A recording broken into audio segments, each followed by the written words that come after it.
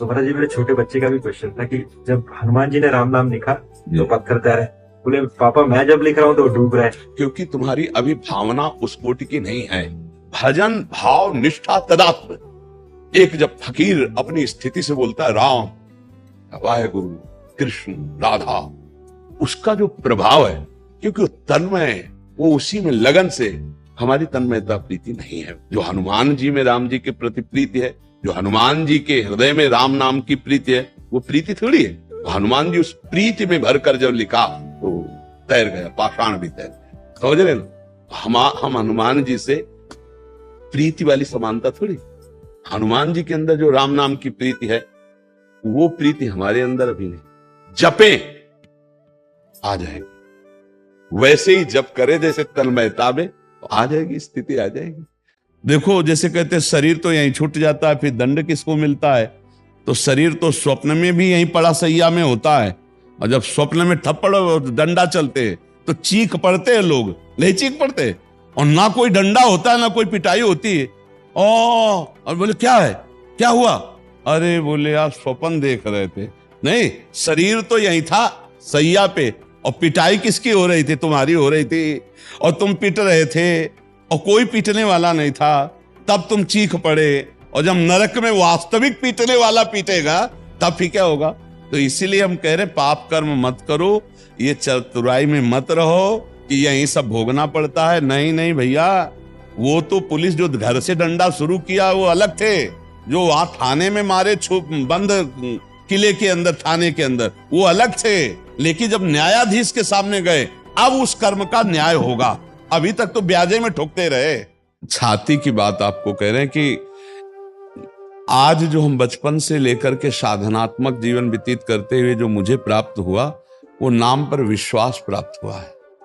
नाम से बढ़कर कुछ नहीं है। अगर हमसे पूछा जाए तो हर प्रश्न का उत्तर राधा है।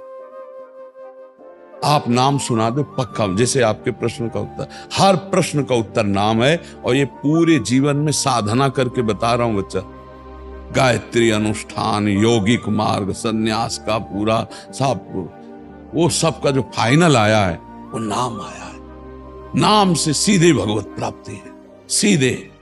दो ही समस्या केवल हैं, आप तीसरी नहीं बता सकते। दो ही हैं जो आपको गिरा सकती हैं, एक प्रलोभन और एक भय। प्रलोभन कभी करना नहीं और भयभीत कभी होना नहीं। नाम जब करना तो भगवान के भरोसे में रखना, तो हर विपत्ति संपत्ति बढ़ाने वाली बन जाएगी।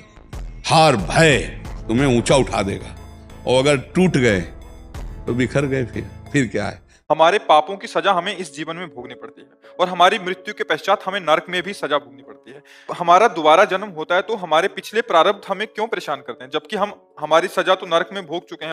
जब से सृष्टि हुई अनंतों बार हम जन्म ले चुके हैं, और हमारे कर्मों का एक स्टॉक है जिसका नाम संचित कर्म है। जो हम नए कर्म कर रहे हैं उनका नाम क्रियमाण है। उस संचित कर्म गोदाम से जो कुछ पुण्य और कुछ पाप दोनों मिलाकर के तन मिला, वो मानव देह। तो जैसे नरक में भी है, तो बस 5 कर्मों का इसे फल भुगवा दो, शेष इसको नहीं होने दो। सुअर बनाओ, कुत्ता बनाओ, ऐसे भटकाते रहो।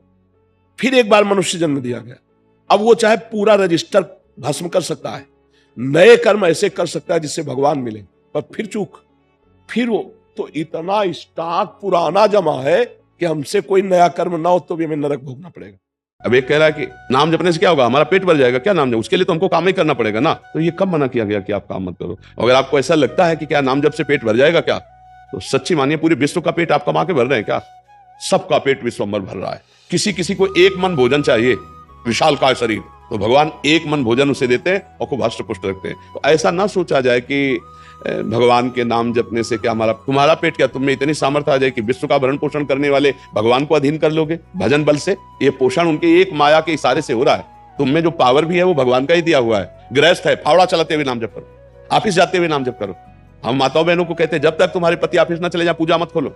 अब तुम बैठ गए सुबह से ठाकुर सेवा में, उनको ऑफिस जाना है, बच्चों के स्कूल जाना है, सब क्रम बिगड़ जाएगा। उनमें भी भगवान है, पहले उनकी आराधना करो, फिर एकांत में अब जब कोई कार्य नहीं तो अपना पर्दा हटाए ठाकुर सेवा कर रहे। ऐसे गृहस्थी में अपने अपने कर्तव्य का पालन करो। जब मान लो आर्मी में है तो उसकी अपनी सेवा है, अपने अपने पदों में वो अपनी सेवा है, जो जहां है अपनी सेवा को पूजा समझो और नाम जप करो, अभी विजय प्राप्त हो जाएगी संसार से।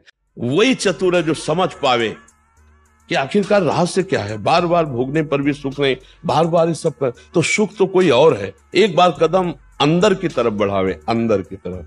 हम बाहर खोज रहे, चाबी गिरी है अंदर घर के, और खोजें बाहर तो जिंदगी भर खोजे रहे, हम तिजोरी की चाबी नहीं पाएंगे।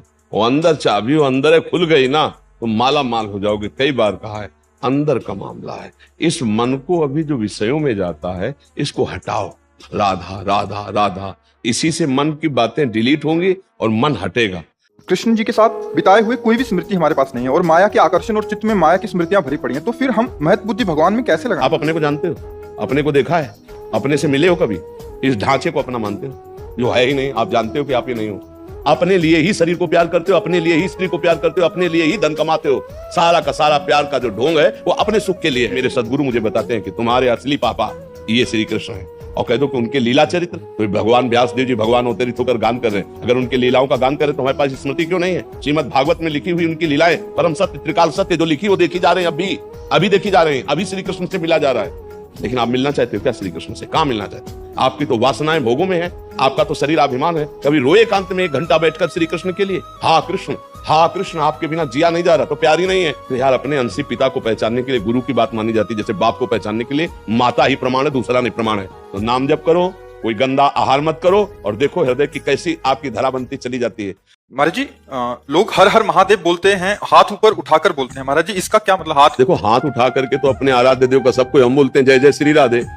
अयोध्या में जाओ जय जय सियाराम, इसका मतलब होता शरणागति। ये समझ रहे हैं? ये जब एक को गोली बंदूक में नहीं बजती है ना, तो डकैत क्या करता है?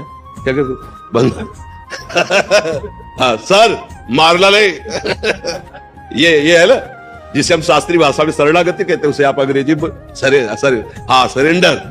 सरेंडर की सरेंडर अंग्रेजी ले आती सरेंडर। हाँ, अब एक को गोली नहीं रह गई तो अब समझा के सामने से, तो इसलिए तो ये मन, ये बुद्धि, ये चित्त, ये अहंकार में को सामर्थ्य नहीं रह गई प्रभु।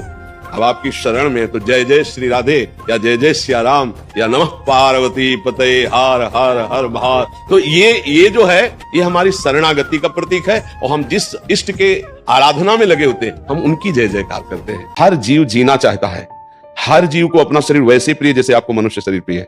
एक बार भगवान वेदव्यास जी, श्री कृष्ण द्वैपायन, महाभारत की कथा है, वो रास्ते से जा रहे थे तो एक नाली का कीड़ा निकल बड़ी तीव्रता से पार हो रहा था। उन्होंने उनकी भाषा में कहा, सब भाषाओं का ज्ञान था, कि भाई तू इतनी तीव्रता से क्यों पार हो रहा है?